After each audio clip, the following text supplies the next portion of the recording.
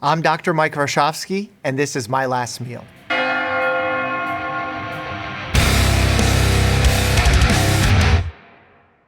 Every person has exactly two things in common. We all gotta eat and we're all gonna die. Today's guest is a board-certified family medicine doctor and professional boxer who just so happens to have 30 million followers across social media. He's a UNICEF ambassador and founder of the Limitless Tomorrow Foundation. And he's also the reason I got this cute little purple star on my face. Dr. Mike Warshawski, welcome to the show. Wait, tell me about the purple star. This speaks to your impact on my life because 2 days ago, I had scheduled my first ever full skin check for skin cancer. Ooh. We were really busy in the studio and I was like, it's an hour away, I'm gonna cancel it. I made up all the excuses. And I thought, what would Dr. Mike do? I swear to God. And then I'm sitting in the dermatologist's office and they go, hey, you have this one mole here that is slightly different than your signature mole color, which I also learned is a thing. Okay. And they said they want to do a biopsy. And I was like, I have to be on camera in 2 days. Is it gonna, show? Sure. And they said, well, yeah, we can't take something off your skin without it showing. And Dr. Mike would tell me to get the preventative care that I need. And so now I have So this they give you a scar. shave biopsy? No, they asked if they wanted me to shave my entire body, and I said no. Oh, no. So What's a shave biopsy? I thought you were going to prefer wax. A shave biopsy is basically like a superficial way that they take out, and I say we take out a piece of an atypical mole. My strategy in a medical setting has been to not ask any questions at all and just close my eyes. I've seen patients that have different takes on that. Sure. Normally, I want to tell everyone what's happening so that they feel at ease. Because my assumption is that the more you know, the more comfortable you are, especially if I'm performing a procedure on the back. And I remember this is great to talk about before food, but I was cutting out an abscess. Go ahead. On someone's back. And as I was cutting out, I was explaining everything. I'm putting on my gloves, you're going to feel my fingers, you're going to feel this. And the patient said, stop telling me this. And he had to catch me multiple times because my reflex is to give patients information. But you're right, some people just prefer to let the doctor take control. Dr. Mike, thanks so much for joining me today, man. I'm very excited. Of course, have you thought about your last meal before? I have not thought about my last meal, but I have thought about a lot of meals, and lately have been thinking about them more. And that's because just like a traditional hypocrite that is a doctor, my cholesterol is not great, and I need to control it. But some of the food is so good. It's so good. We made food taste too good, and now we we're made paying food for it. taste so good. We have all the options. We massage our cows. It's actually gotten out of control. It really has. Yeah. But hey, one last ride before Exactly. you gotta, get on the statins or reduce the. We need to preface what's happening here is not an endorsement to eat these foods all the time. At the same time, we don't want to villainize these foods. No. Because in moderation, if you don't have medical conditions, perhaps it's okay. And then sometimes you host a show where you do like 50 of these a year and you do it all the time. You tell yourself, you sweat it out in the gym and you smell like beef. How often do you think about death in general? Personally, I don't think about it much, but I do think about it for my patients quite often because I try to approach every patient encounter with longevity in my mindset. And there's like this whole new spree of longevity doctors popping up. Oh, I've seen it. And it gets me confused because I think every doctor is a longevity doctor, with one exception. Do you know what that is? Dr. Kevorkian. Yes. I mean specialty-wise, though. Wait. This is a fun riddle. Every doctor's a longevity doctor, except for... Every single doctor is interested in making you live longer, with one exception. Is this a play on longevity and No play. urologist? No, this is so practical that you're going to say duh as soon as you hear it. I don't know it. A hospice doctor. Because once you're on hospice, that's the doctor saying we're focusing more on comfort. Is this what doctors laugh at? Like would that have killed at a medical conference? Maybe. We have some of the darkest humor in healthcare because we're also part of the darkest moments in people's lives. And as you've seen in some medical dramas, you see the nurses, the doctors, the CMAs, the techs. We're always trying to deal with these dark moments through humor. And what I found quite interesting in taking care of patients for the last decade is that those patients who are sickest, people are most serious around them. And yet they're the ones who need to laugh the most. Yeah. So if you can tastefully, very important to say tastefully, introduce a little bit of humor in there, I think it goes a long way. You ready to eat? I'm very ready to eat. Let's do it. Dr. Mike, for the first course of your final meal on Earth, we have the A5 Wagyu ribeye and a sushi omakase. Together? Together. Wow. We should get to the A5 first because, as you know, it's got that intramuscular fat in there. It's hot and ready to eat. We have 3 sauces right here. We grilled this over Japanese binchotan coals in the parking lot. That's what you're smelling on the way in. Please dig in. I'm so stoked. Wow. Oh, and you're going with the chopsticks for it. I mean, you said Wagyu, man. This is chopstick. Okay. All right. So we're going chopstick. It looks beautiful. I know. And I wish I could be as good of a human as Neil deGrasse Tyson when he was a guest, where he's like, we're saving the animals. And I'm just like, nope. But this animal did live a great life, right? They listen to music. Yeah. They get massaged. So, not to put a damper on your last meal, but it is a little bit overstated how they treat. You're thinking of like traditional protected Kobe prefecture beef. And that's not what the this term is. Wagyu just kind of means Japanese cow in Japan. This is from the Kagoshima prefecture, olive fed. So a much better life than most cows. Olive fed. I cannot vouch for the fact that they were listening to Soundgarden before they passed. I already feel my cholesterol going up. Mike, if you have a medical emergency, who treats you? Just crowdsource it on Instagram. I think we've watched enough of your videos. And we can do another one of those videos where it's like Instagram decides how we save Dr. Mike. Why A5 Wagyu on the last meal? What does it mean to you? Whenever we celebrate something as a family, we somehow always end up at a steakhouse. And New York has a lot of great steakhouses. Probably the nicest one that I had growing up as an immigrant, we got invited to an event at Peter Luger's. And Peter Luger's, when you live in Brooklyn, that's the holy thing where you get a steak. And they actually don't have, at least when I went, Wagyu there, but they had an amazing porterhouse. And ever since I tasted that Peter Luger's, I was like, every time we're celebrating any kind of milestone, we're getting top tier steak. Yep. That's the goal. Does this make you feel better knowing that this is now considered the healthiest food in America, given the new food pyramid? Oh yeah, it is, right? It's right at the top. And then right at the bottom of the least healthy foods is oats. You know what doesn't make sense to me about that? What's that? The current administration has been very vocal about the food pyramid, but the food pyramid hasn't been used by any agency, by any physician in decades. I think since 2012. And even then it was the adjusted pyramid with the dude sprinting up it. Yes. Because then we went to Healthy Plate afterwards. We did a whole video on this in like 2017. So why we're attacking, like that's like me saying, I'm remaking the nutrition guidelines from the 1950s when smoking was recommended by doctors as a stress reliever. So Dr. Mike says smoking is a good stress reliever. Let's do it. Wow, that's so good. How do you feel about this? I think it's fantastic as a once in a while treat, but I think like eating a huge Wagyu steak all the time. Celebratory only. 100%. Yeah. And that's what keeps it special. If you had it every single day, it wouldn't be special. It's also very pricey. So it's nice when you go, you could actually get maybe 1 or 2 ounces only. Yeah. Just as a little, like some people like a sweet treat. I like this. Yeah, this is a meat treat. Yeah, meat treat. You like a sweet treat, you like a meat treat. treat. Okay. Can I have another one of these? Please, eat to your fill. This is your last meal. But we do have a 5-course omakase to get to. Oh my God, okay. I'm just gonna save this. Please eat, I'll explain. Dr. Mike, we have sushi chef Colby back here. Now we have designed a 5-course omakase. You did Kobe and Colby? Yeah, I know. We just hired him for the day only because of that. But we have a 5-course omakase that is actually telling the story of your life. No. We do. So for the first course, what we are simply calling this the Russian. So this is Mike, you were born in the technically the USSR, and you moved here when you were 5. So what we've done is we have cured horse mackerel with the flavors of a kielbasa sausage. Wow. And then we've actually topped it with a brunoise of pickled beets and some crispy potato. You made a borscht sushi piece. Effectively, yeah. I'm curious though, when you moved to America, you're obviously super young, but do you have like a very strong conscious memory of anything from your time in Russia? I remember one story because I think it scarred me significantly. And that one story goes as such. My dad went and bought some kind of sweets from the local market, and he got the last ones. And then all these older kids in the little playground where we played wanted it. So I started selling it to them, but I only had a few to sell. So then I said, hey guys, I have pears. So I started to create a business that day selling pears on the playground. You're like 5 years old at this time. Yeah, right? full 5 years old, marking up these pears 300%. Only to have my dad find this out absolutely tear into me and yell at me that I'm scheming my friends, that I should never do this to my friends, and made me walk around to each of their respective apartments and give their money back.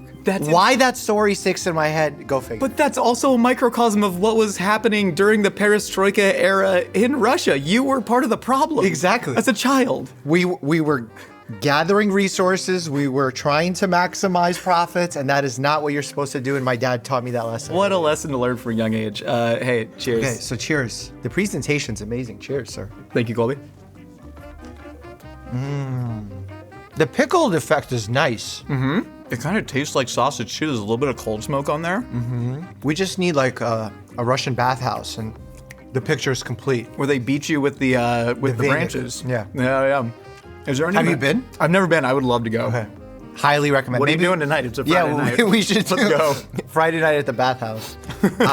You were gonna say, is there any medical benefit to getting smacked? Maybe. I mean, maybe emotionally. Yeah. And it does help with skin circulation because you do get quite pink when you get hit over and over again. So I'm sure there's something to do with that. For the second piece of your omakase, we are calling this is the healer. So you are represented by the eggs. So we have parent with child. Your father was a doctor. And when you were in high school, you got the early nickname of Dr. Mike. Yes. Because you would give your friends medical advice. Yeah. Was there totally unethical. I was gonna ask if there were any like terrible repercussions that happened from you giving bad medical advice as a teen. Honestly, no, because the advice was always super generic and awful. It was entry-level ChatGPT answers. So someone would say, "Hey, I pulled a muscle." Motrin. I probably should have asked some questions before prescribing the Motrin, and I say prescribing loosely. So yeah, nothing dangerous, but enough to the point that it became a habit and a pattern where I said, oh, I could see the future where I actually am a doctor. Hey, the nickname stuck. Also underneath we have what's called lomi lomi salmon, which is Hawaiian for massage salmon, as a nod to the manual joint manipulation of osteopathy. OMT, let's go. Okay, love to see it. This is taking me to Brooklyn, 1995. First day in America. Sitting in my grandparents' apartment in really terrible clothes and just celebrating that we all made it to America. And this is what we would eat. Like the flavor brings back the memory. It's almost like how scent is very tied to memory. 100%. Is taste as much? Because I don't know much about that. I know you're a foodie, so. There's actually, you referenced the Neil deGrasse Tyson episode. We talked about this study from, I believe his name was Pierre Brochet in 2001, that kind of proved that humans have no independent olfactory sense that you can separate from the other senses. As in, humans are really terrible at identifying smell when every other sense is shut off. So like your taste and your smell are so closely intertwined that they ultimately just kind of mesh into the same sensory experience. Wow, okay. Yeah. And in that episode, you said that you should breathe with your meals. Which most of the time I just inhale. So. Yeah, that's a fair point. Yeah, it kind of sometimes it's funner if it goes down faster. Well, I don't know if it's again the immigrant background, but every time there's food in front of me, it's like full vacuum cleaner mode. Yeah, so. yeah. Not medically advisable. Yeah, no, because then you're going to be swallowing more air, and when you swallow more air, you're going to be belching, maybe discomfort. So, I wouldn't advise. All right, for the third piece of your omakase. This one should be obvious. This one's just called the Fighter. This is a simple yellow tail with a little bit of red maguro on top. That's flying fish roe to represent the red boxing gloves. But you took up boxing after your mom passed away from cancer, and you said that boxing chose you. I'm curious what specifically about boxing you couldn't get from any other type of physical activity or challenge. Yeah, so when I was in medical school, we found out that my mom had cancer. And it was obviously tough to hear that, but my dad being so optimistic made me feel like nothing bad was gonna happen. He was just so confident that we'd get over this. Also, the type of cancer that she had, CLL, is one that people grow older with, meaning that they don't immediately get sick from it and die. So I had a lot of optimism.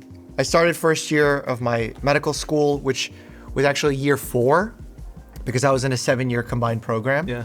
And sadly, right at the beginning of that year, at finals for that half of the year in December, she passed away. And when she passed away, even though my school was in Long Island, I moved back in with my dad in Staten Island, and we slept in the same bed for a while. We needed to support each other. I didn't want to go out I didn't want to do anything. I was just like school, my dad. We ended up getting an amazing dog, Roxy, together during that time to try and have some positivity. God, this is turning in so sad because Roxy also just died a couple months ago. I mean, that's life though, right? It is. And this is the last meal, so Yeah. we're confronting mortality. Yeah, I wasn't taking care of myself. And I said, I need to get out of the house. I need to practice what I would inevitably preach as a physician to my patients. You got to have action before you get motivation. And what I did was I went on Groupon and found a pass for a boxing It says session. action like Groupon. Yeah, exactly. I mean, again, the Unironically, immigrant that's how you did lifestyle things. still stuck together. So I found the Groupon and I said, I'm going to go. Super uncomfortable, but I'm going to do it. And I fell in love with it. It allowed me to redirect some of that negative energy. And I stuck with it for a long period of time, more as a fitness thing. And then when all these influencers started boxing, I'm like, oh, this is fun. Let's do this. Raise some money for charity, maybe dissuade people from doing it professionally because we don't recommend people get punched in the face in the medical field. I'll agree to disagree on that. As two medical practitioners, Mike, I think it's pretty good for So, you. and now we get to celebrate by eating Cheers, a little man. fishy in the ring. Please eat. Oh my God, okay. This is gonna be a knockout, I could tell. You still got it, folks. Do you prefer sushi or sashimi? I actually have a very deep, abiding love for like the crazy rolls, like the crazy you maki. do? Okay. Because I grew up in Southern California, Okay. where a lot of the sushi bars are actually owned by Korean families. In Korean food, they have something called kimbap, where for them, they roll it in rice and seaweed, but they'll put scrambled eggs and chicken and ham and kimchi. For them, it's like a very workman's Yeah. meal. And so they're, Korean families are already used to adding a ton of stuff into these rice rolls. And so they kind of brought that to the sushi tradition. Wow. So I love like a really well done like shrimp tempura, crab salad, spicy tuna, eel sauce. I love a traditional like Edo style sushi as well, but So you where my didn't go heart's at. right away to Nobu level sushi. No. Chloe, for course number 4, we're calling this, I regret to inform you, this is the sex pot. Oh, Dr. Mike, many people know that you were named People Magazine's 2015 Sexiest Doctor of the Year, Okay. but I don't know how many people are intimately familiar with the BuzzFeed article. You gotta see this hot doctor and his dog is what it was literally titled. And in that article, they say, he might just be the best doggy dad around. Look at the flawless spooning technique during this cuddle session. oh my God, that's Mike, so can you analyze embarrassing. your own Oh. spooning technique and tell me if it's Okay, flawless? you ready for a spoiler? Yes, please. This is I selfie this picture. Just Close your eyes to Yes, selfie it. of course. You don't think early influencer days were hella cringe? This was a selfie. How do you? What mindset does an individual need to be in? It was your mindset, man. That was a lonely time, man. This is. If you think I'm the sole influencer that faked a picture like this, I have news for you. The sushi. This is our sexiest sushi we can think of. This is a spicy crab salad, with a little bit of serrano, some cured lemon, and then gold leaf on top. Wow, cold leaf. Cheers. Cheers. Oh, carne salad. Yeah. This is real Dungeness crab, though, that was handpicked by Colby. Hey, Colby, I just want to say thanks so much, man. Yeah. Also, are you doing okay back there? Yeah, I'm good. You enjoying your last Omakase ever? Is that a threat? I'm gonna see you in the parking lot afterwards. Just don't make eye contact, or do make eye contact. He's like, you think I'm paying that copay? All right, for the last course of your final omakase on Earth, until Colby shanks you in the parking lot. Apparently, we're calling this one the Ferrari. Ooh. We got the bright red ahi, brushed with some Italian Calabrian chili oil, a little bit of Castelvetrano chopped up on there with some lemon zest. You know the way to my heart, sir. Cheers. Cheers. You bought your dad, when he retired, a 2024 Ferrari Roma. When you look back at all the time sitting at the New York Auto Show, dreaming about one day being able to afford a Buick LeSabre, Yep. but thinking it was out of reach, Yeah. was that Ferrari gift tying the bow on the American dream for him? Absolutely. I felt it. He's usually one to get angry at things like that, and he gave in right away because it truly was a culmination of a lot of things coming together and at the same time falling apart, but overcoming those pitfalls. And I very vividly remember in the late 90s going to the Jacob Javits show, as you said. And at the time, my dad had an Oldsmobile, and he wanted a Buick LeSabre so bad that at one point I was like, you know what? Once I become I'm 7 years old thinking this. Once I become a doctor, maybe I can buy my dad a Buick. But then to be able to, 25 years later, get him a Ferrari, something that we couldn't even get close to because there were velvet ropes around it. Yeah. For him to be able to sit in it, to now become a little bit more social with his friend group because they want to go for rides with him, to be able to give that back to him there's no better blessing than that, I think. Dr. Mike, for the second course of your final meal on Earth, we have the pilmeni with a little side of smetana. Oh, you bring out the Russian. I'm Wait, do you have a trying. Russian background? So technically, my grandma was like Russian-Lithuanian Jew, but moved to South Africa in like the late 1800s during the pogroms. So like maiden name is Blasovsky. Okay. So like they were from Blazov. Y'all must have been from Warsaw. I'm assuming. I wonder if we ever ran into each other out there. But no, mostly any Russian that I do know is because I work at a food bank on Sundays, and we have a lot of Russian people coming in. Wow, And so if okay. they're ever asking like, what is this yogurt or sour cream or whatever that we have, I just always say smetana. Smetana. And they go, Smetana. smetana. Because it's just a kind of blanket term for coagulated cream, right? Yep. Well, dig in. So these are veal pilmeni with a little bit of actually vinegar and butter sauteed in the sauce here. Okay, so this is a high level. My dad would just boil them for me.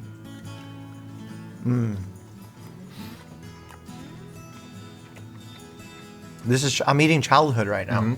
This last meal is taking me through the stages of life right now. I think that's what a last meal kind of should be. You know what I mean? Something to remind you where you came from, where you're going, and ultimately, you know. Most the people would destination. think a last meal should be just opulent, something amazing. But this is like, you know, they say you have that little flash and you see your whole life. I'm seeing it right now, just through food. I'm curious if this triggers any childhood memories. If I said, "Через nie могу," what does that mean? So a lot of people give credit to the team at Nike for creating the Just Do It slogan. When in reality, in 1995, when we came to America, my dad would frequently say, "Через не могу," anytime I complained. And "Через не могу" in Russian means literally going through I can't, which roughly translates to just do it. And anytime I would complain in middle school about learning English, in high school about taking SATs, in college preparing for MCATs, in medical school preparing for residency, "Через не могу." That was the statement we lived by. Yeah. And it's a very USSR mentality. Like, I don't think that flies this day and age in the US. I don't know how you feel about that. Well, no, I think it's a funny, there's like this paradox around the idea of adversity, right? Where it's obvious that it should be a parent's goal to give their child a comfortable life, but then by giving their child a comfortable life, they don't give them the opportunity to overcome anything, to ultimately drive towards success or self-esteem, and sort of creating this, you know, weird cycle. I don't know if you want to have kids, but, you know, have you thought about? No, and my friend, one of my close friends, just had a baby and is considering a second. And I asked him, because he's setting up his bank account or something for future college stuff. I said, like, you're significantly higher wealth than when your parents came to America. How do you want your child to grow up? And he said all the great things. I want him to have good values. I want him to work hard. But on a practical level, I don't think most people have thought it that far through, because it's really hard to think about it proactively, like before the moment happens, in a hypothetical sense. Oh, hey man, think it over a chicken bake. Yeah. So this is called a Costco chicken bake. Now this is I would probably call this technically a calzone or a stromboli. This is a pizza dough that has been crusted in cheese, but then also stuffed with cheese, chicken, bacon, and a heavy mayonnaise-based Caesar dressing. This is the unhealthiest thing in humanity. And honestly, I blame my cholesterol levels on my childhood. And partially, I might consider a class action against Costco. I'll join explain. it. We'll put a link below. Join it today. All I ate at some point in my life, I don't remember the years, Snicker bars from Costco that my dad would buy in a 48 count, this chicken bake, sometimes two when I wanted to put on muscle. And this has like 1,000 calories or something wild in it. And then a muffin. And those muffins were delicious at Costco. Hear me out though. Muffins used to be healthy. That was When? I'm saying we used to call them healthy. You weren't eating cake, you were eating a muffin, and a muffin was breakfast, and breakfast was healthy. So back then, Mike, we didn't know. It's like cigarettes in the 50s with doctors. Yeah. But wow, this brings back a lot of memories. And I remember, because I would eat this while watching TV, all the oil would drip out the back and burn me because the inside is way hotter than the outside when you cut it. I feel like I know the answer, but I'm curious about your parents coming from the USSR, their messaging about American abundance and capitalism. Because Costco, There's no place like it in the world. No. When you walked in there, were they like, hell yes, this is what we came here for? Or were they like, 100%. yeah. It was dream world. Our entertainment for the first 5 years in America, while we were getting up off our feet, was going to these 3 stores. Nobody Beats the Wiz, which is an electronics store, similar to PC Richard & Son. Got you. Dwayne Reed, and Staples. And there was a specific path we took almost 3 nights a week with my parents. We would walk through these stores and imagine the one day we can buy a boombox. Yeah. When we went to Staples, they had pens that were like $50 because they were nice. I would touch the grips on them and just say, one day I'm gonna get a nice pen like this, because I couldn't even get the regular pens. My parents were trying to save money. So like your dad, when he came here, I mean, he had to completely go to medical school again, do his residency again, learn English from scratch. Your mom was sweeping floors despite having a PhD in mathematics. How much pressure did you feel to like honor what they had done, or did you have that rebellious teen phase of, I'm taking this for granted? Never really rebelled. I was always a good student. Also because my dad set really clean rules for me. You could hang out with your friends, you could enjoy your time, but you have to do good in school. And that sort of fairness made me believe in what he was saying and want to work harder. But it basically took away my ability to have excuses, which is unique because some research, and this is not like a foolproof thing because it's easy on podcasts to be like, did you know that when you make an excuse, your brain actually functions at 20%? No. Yeah. There's some preliminary research that shows that the more you make excuses, that could perhaps set you up for failure at a higher rate. Because I had no ability to make an excuse, because no one was there to listen to it, it made me less likely to use it. It seems like we're in a time in America right now that is very unique in terms of the way that people trust expertise. And initially I was going to say the medical system, there seems to be a lot of distrust in it, but I think it just goes to experts everywhere. Yeah. But I think there's a unique pain for doctors where you've gone to medical school, you've put in a decade of your life, hundreds of thousands of dollars to try and earnestly help people, and then you're sort of met with this strange misplaced vitriol. Like, how much have you seen that rise over the years, and was there like a single trigger moment? Yeah, the big turning point was the pandemic. I think when medicine got lumped into the political system as much as it had to during a moment of crisis, as we were living at the time, that fueled a lot of distrust because it felt like medicine is inherently political, but it became partisan. Yeah. Where one party was saying one thing and another party was saying another thing. It didn't seem like it was based on science. And at times we should have owned that. We should have said that. We should have said what we didn't know. We weren't great at communicating. Also, new virus, new situation, unheard of, unprecedented moment. But what upsets me about the situation most now is not just the loss of trust in healthcare professionals and agencies, but it's misplaced anger at healthcare professionals. Yeah. We did not suddenly start gaslighting our patients more often. The system has gotten to such a breaking point that it sets up for the whole visit, the whole experience of being in healthcare to suck. And because we're on the front lines, it looks like we're in charge of it. When if a patient asks me what the cost of an MRI is or medication, I have zero clue because we don't make any money off of that. That is not tied to any kind of success as a physician. And people who are using it for their political partisan purposes are great at weaponizing that. One thing I love about watching you in the Jubilee surrounded videos, right, is that you have this Shaolin monk level of resilience, at least from my perspective. You were sitting there for what must be a 3.5, 4-hour shoot as people are just coming in and saying all kinds of crazy things, accusations towards you of you never get partisan, and you also never seem to like talk down to people in a way. It seems like you're always trying to connect on a human level, which is what I think makes it so unique, and also so unique from just like a political debate. This is about real human lives. I think the most important thing in science is to be a good skeptic, a healthy skeptic. And that means approaching things with an appropriate level of skepticism, not too far where you become a cynic and disbelieve everything, and not gullible enough that you believe everything. So what good scientists have is a level of humility to always want to challenge themselves. That if they come up with a breakthrough, they want to challenge that breakthrough as much as they can before other people challenge them so that they're not proven wrong by someone else. Yeah. And if they can't find a hole in their logic despite them trying. They know that they have a strong theory. But what has happened and what has changed completely is now with the age of social media, people who are coming up with theories are looking for support as opposed to challenging their own theories. And there was no better example of that than I had an interview with a psychiatrist on my podcast the other day, Dr. Daniel Amen, and I asked him that question about his controversial brain scans, his SPECT scans. I said, don't you want to try and prove yourself wrong so that your idea gets better and more steadfast in the era of criticism? He said, no, not at all. And he's just so honest about it. Sure. And I can't believe that that's where we are. Yeah. And partially what I think happens in this important cycle of having humility as scientists is that we had humility in science, but we lacked humility in communication. So especially during the pandemic, a lot of medical experts came up as all-knowing and laughing at people who disagreed with them.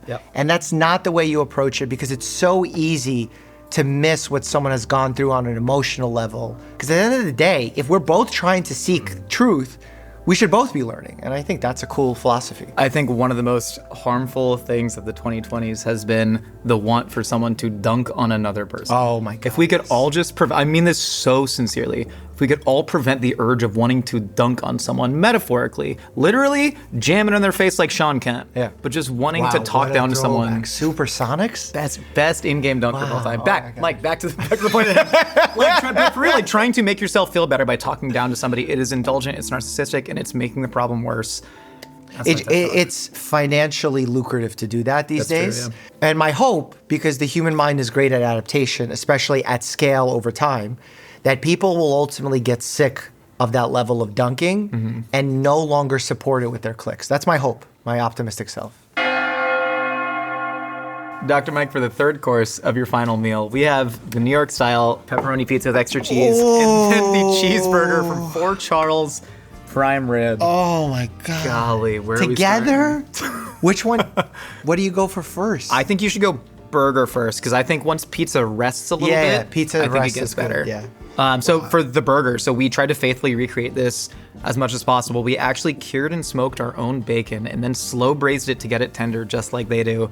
Chilled it, sliced it, fried it off, crusted with a little bit of black pepper, double Wagyu smash patty with their signature sauce, a little bit of Tabasco in there, the fried egg, and then of course your classic American cheese.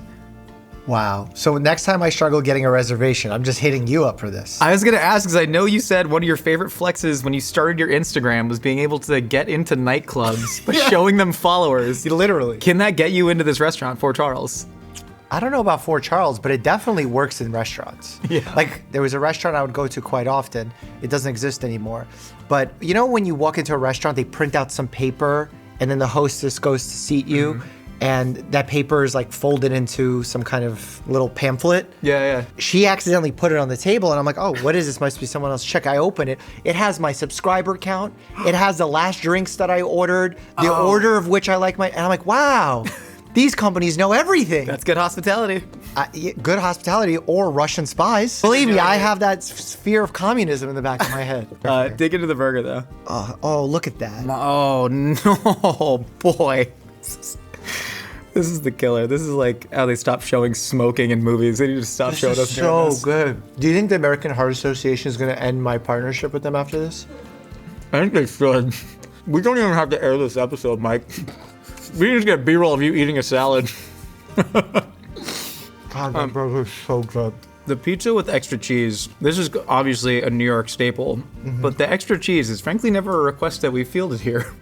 You know what's funny? No one ever orders extra cheese. And I'm like, how do you not order extra cheese? It's the essence of the pizza. That's fair. I guess I sometimes like pizza with no cheese. I'm kind of a crazy person. I'm really there for the red sauce and the burnt bread, and I love Wow. Do you eat the crust? that. I do eat the crust. I do not touch the crust. That is a hack. You were born in the Soviet Union. Like, there's people starving in Russia. You're not eating the crusts? How do you think I'm able to polish off a large pie by myself You're if only I was to eating eat the the fillet. crust? Yeah, I'm only eating The crust are for the dogs.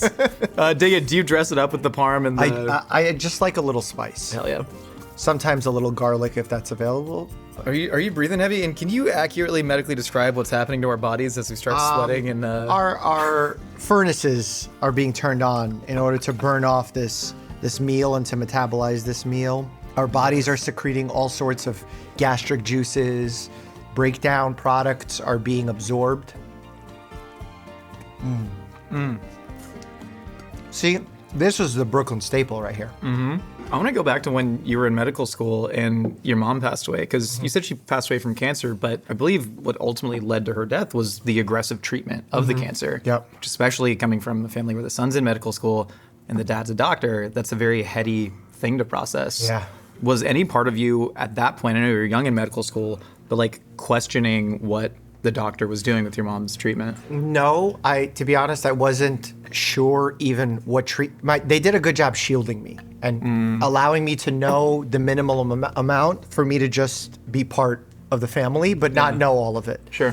Which is nice of them because I was growing up with a lot of responsibilities and I understand why they did that. But the one disagreement that I had with my dad is when she took a turn for the worst, which was the day after my finals, and I actually went with them to the sequence of events was such. I took my finals, I went home, and I was at my girlfriend's house at the time, and my sister calls me really late at night, and she goes, "Mom is not feeling well, you have to take her in."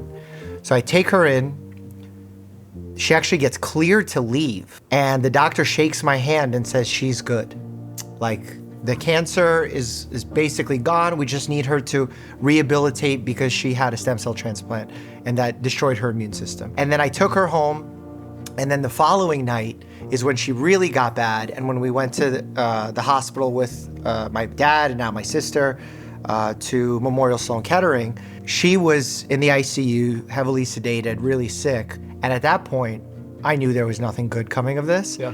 And that's when my dad was still optimistic, and I was like in judgment mode. Like, "Dad, what are you saying? Yeah. This is not a good position." Was that just him shielding himself? Because obviously he had more medical knowledge than you did at the time. Yeah, to be honest, he's so closed off with his feelings on the subject that it would be hard to know. He was definitely way overly optimistic in partially believing in America almost as a symbolism of, look how much we have here, we have to be able to save her. Yeah. But the human body is so complex in that once you reach a certain point, all the amazing treatments that we have can only go so far. Yeah. That was the only argument that we had, and it was very short-lived because unfortunately later that day was when she passed. So. Yeah. Does that affect the way that you treat patients today? Like, is that a moment that still lives heavily in your mind of the certainty of she's going to be okay, she's cured? Not that, but there is something from that day that I took away from and used in my practice, which is carrying myself around patients when they are either losing or just lost a loved one, and how you behave even when you're not speaking to them. Because I remember we were waiting for paperwork after that happened, and I heard the nurses laughing in the nursing station. Nothing to do with my family, completely their own stuff. They needed to disconnect. Yeah. But how angry it made my dad and how angry it made me. And it reminded me in my residency days to remind my colleagues, hey, this is an awful time for people, and I've been there. So like anything we can do to just move away after we have our initial conversation is valuable. Yeah. And I think the only way I could have known that is by having that real life experience. Yeah. I was kind of joking about the scar here and, me not wanting to go to my doctor's appointment. And that's because I have spent years and years not going to the doctor because of traumatic incidents happening in hospitals. When my dad passed away, it's something I've never really said on the show, but I think it has a lot of similarities to your mom. I've always kind of framed it as he went in for an aortic aneurysm repair and never came out, at 64 years old. What actually happened, though, is I was traveling to the Junior National Hammer Throw Championships, and so I couldn't be there. I was in Oregon while he was getting surgery, so I was super worried the whole time. But I get a call from the hospital that, hey, everything went well in the surgery. He's up. He's cracking dirty jokes. He's fine. And I go, oh, great. And then I hang up the phone, go through a day of practice, come back, and I have a voicemail just saying, hey, you're going to want to sit down when you hear this. And it was from my brother. And still don't know what happened, but he slipped into or they had to put him in a medically induced coma. I don't know if he got sepsis or something got infected. I remember going to the hospital and a doctor saying, it's not an if he gets out of the coma, it's when he gets out of the coma. And then over the course of 7 days, I just watched a father, a man, a soul gradually and brutally turn into a corpse. And it was one of the most harrowing experiences of my life that, one, kind of taught me that there are better deaths than others. You know, and that's something that I wouldn't want any of my relatives to suffer from myself. But it was this echo in my mind of it's not an if, it's a when. Yeah. And then, you know, gradually it going, well, the toes are necrotic now, but, you know, he doesn't really need toes. Like, now the whole foot's necrotic, but we can just cut off the foot.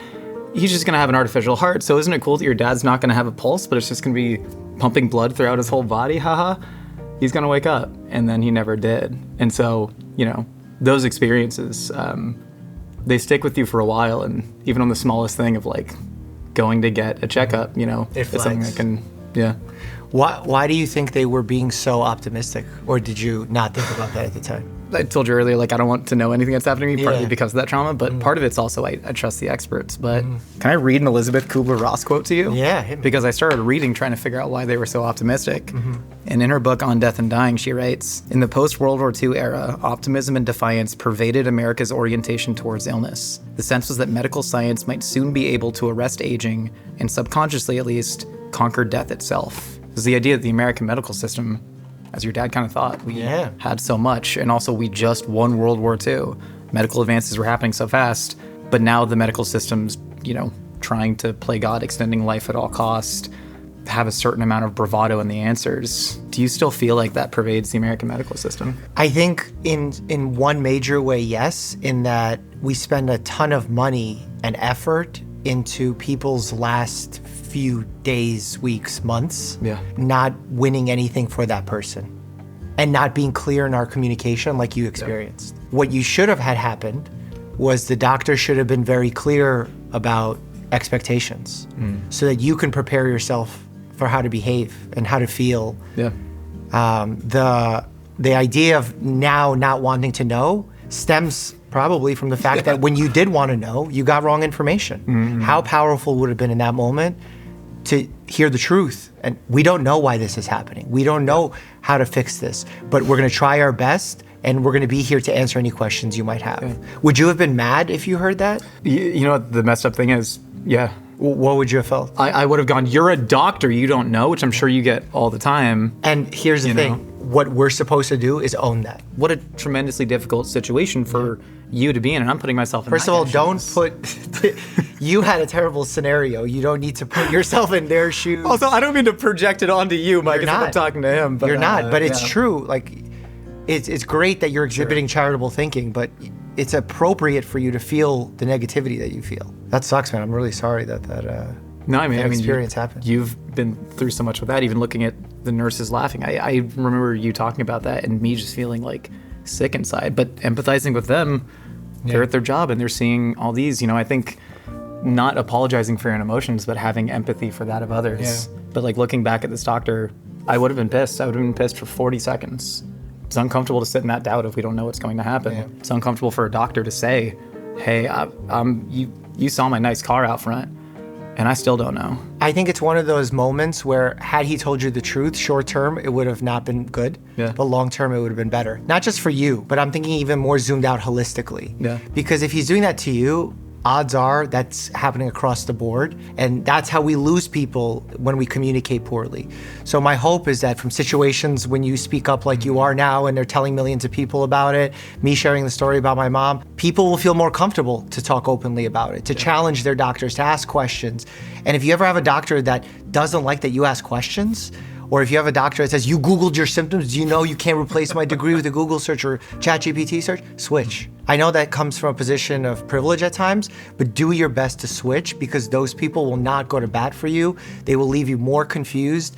And really the true art in practicing medicine in this era is not about knowing the most statistics. Now with all the information being so searchable and available, it's about application to another human and to transfer of that knowledge to another human. So the big part of what I do as a family medicine doctor is I try and encourage patients to think about their thoughts and to be okay with the idea of uncertainty. How many times does a patient come in and say, doctor, I had this twinge. I want to make sure it's not a heart attack. I want to make sure it wasn't a heart attack then. Right away, after doing an exam and talking to them longer and making sure that there's no true sign of a heart attack, I explain that I can't tell them that they're not going to have a heart attack when they walk out of the office. And that's a tough conversation to have in 10 minutes. Yeah, sure is. But it's a mandatory one. Yeah. So thank you for sharing that. Dr. Mike, for the final course of your final meal on Earth, we have baklava and the cookies and cream milkshake. We went classic with this one. I've heard you talk about this for years, and now we are face to face. Pretty. I've never had it so pretty. I usually just get it in like a Carvel cup or a Baskin Robbins cup. We wanted to do it up nice for you, so we've actually put a little bit of salt and a little bit of malt powder in there. I think that really increases the experience. Wait, tell me what malt powder is and how does it impact the experience? So malt, I almost describe it as like MSG is to savory foods as malt is to sweet foods. So they actually add a lot of malt powder, and the British Army used to give it out for health and calories and maintenance of the troops in the 1900s. But it is just fermented grains that have been allowed, maltose to form through the fermentation process, and it's just this like lingering sensation on the palate that I find delightful. And then salt, of course, just heightens your taste experiences with everything. Blended some Oreos into McConnell's vanilla ice cream, the best vanilla ice cream in the game.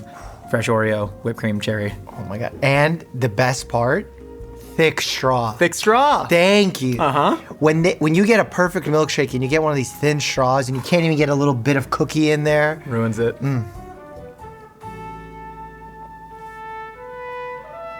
that's good. I guess you still being a practicing doctor, do you think that you'll retire first from being a practicing doctor or from making content? No. I want to be a practicing doctor for as long as humanly possible.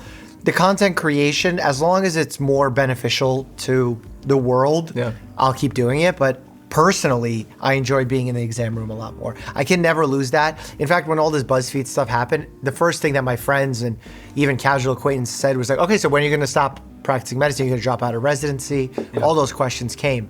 And it has nothing to do with the money. It's just, I love it. It's what I want to do. And in fact, when social media is a disaster, views aren't coming or videos get blocked, whatever happens, the happiness always returns. Not because I have some amazing experience at work, but because it's normal.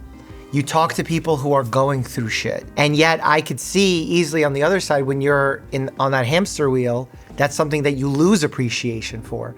So I think the fact that I live in these two different worlds and straddle them, it actually somehow works. And I don't think I should swap one for another ever. Yeah. You did a great podcast with hospice nurse Jubilee. Yeah. And you were talking about the idea of miracles, right? Mm-hmm. Both you and her, of course, being people of science. Julie at least said that she had witnessed what she believed to be a miracle. Mm-hmm. And you, a little bit more hesitant to use that term. Mm-hmm. When other people, especially in a medical setting, are witnessing a miracle, what do you think they're actually witnessing? I'm probably stealing this from someone else, but I think when we don't understand stuff, we call it miracles. Sure. For the same reason that you're mad at that doctor is the same reason I refuse to say that that was a miracle. Because I don't want to give the false hope. I don't want them to believe that they need a miracle. I want them to believe in what is capable, what we can do, what we can't do, and become comfortable with that. It's very easy to influence our patients one way or another. Even the way when I listen to someone's heart or their lungs, the words I use can have such a drastic different impact on them. I could say, oh, your cough. Oh, I'm hearing a lot of fluid. I'm very concerned. That can fuel so much anxiety. Yeah. Versus, oh, I heard something and, it's a little bit of fluid and I think you have an infection. We need some antibiotics. That should kick it right away. Giving that reassurance, as long as it's accurate, of course, versus scaring them is the correct approach. And I never want to scare or oversell anything. So that's why I'm always like, if someone else is going to talk about miracles, it's not going to be me. It's going to be someone else. Sure.